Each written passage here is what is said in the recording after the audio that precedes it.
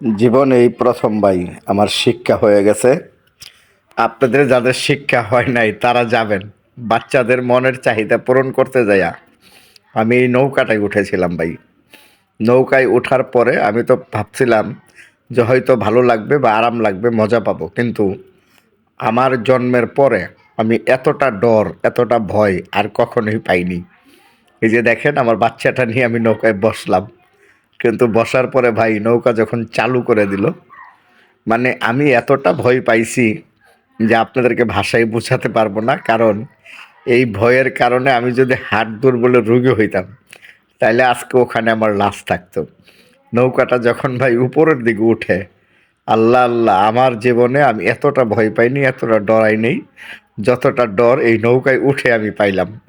আমার ভিতরে ভাই গলামলা, বুক মুখ সব শুকায় গেছে। নৌকা যখন উপরের দিকে উঠে আবার নিচের দিকে নামে, এই নৌকাতে যারা উঠেছেন তারা এটার মজাটা বুঝতে পেরেছেন। তবে অনুরোধ করব, এই এই ধরনের খেলনা নৌকাতে মেলার ভিতরে দয়া করে যাদের হার্টের সমস্যা, হার্ট দুর্বল, তারা উঠবেন না। যদি উঠেন তাহলে আপনি ওখানে স্টক করতে পারেন। তবে আমার জীবনে আমি কান ধরে তওবা পড়েছি, আর কখনো এরকম নৌকাতে কখনো উঠবো না ভাই। এই নৌকাতে উঠে সবচেয়ে একটা মজার বিষয়কে আমি যতটা ভয় পেয়েছি তার চেয়ে বেশিটা হেসেছি যখন নৌকা থেমে গেছে তখন। কারণ কি জানেন, এই নৌকার ভিতরে দেখি হঠাৎ করে পানি। তা আমি ভাবলাম এই পানি কোথা থেকে আসলো। পরে দেখি এক মানুষ, ভাই বলতে পারবো না ওই লোকের নাম, বা ওই পুরুষ মানুষ না, তো বুঝতেই পারতেছেন, একজন মানে ডরের ঠেলায় নৌকাতে প্রস্রাব করে দিয়েছে ভাই। এই নৌকাতে প্রস্রাব করে দিয়েছে, পরে নৌকার যে মালিক এরা পরে আবার পানি ঢেলে এটাকে পরিষ্কার করেছে।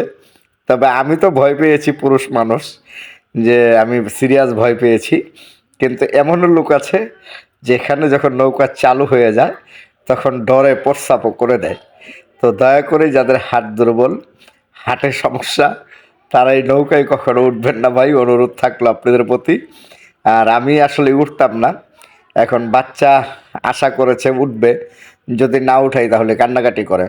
তো বাচ্চার চাহিদা পূরণ করতে যাইয়া আমি নিজেই চিন্তা করলাম বাচ্চা হয়তো ডরাবে, আমি নিজেই উঠে গেলাম বাচ্চাকে সাথে নিয়ে। কিন্তু উঠে বসার পরে রে ভাই, বাচ্চা ভয় পায় নাই, বাচ্চা হাসতাছে, অথচ আমার ভিতরে শুকিয়ে গেছে। কেউ উঠবেন না।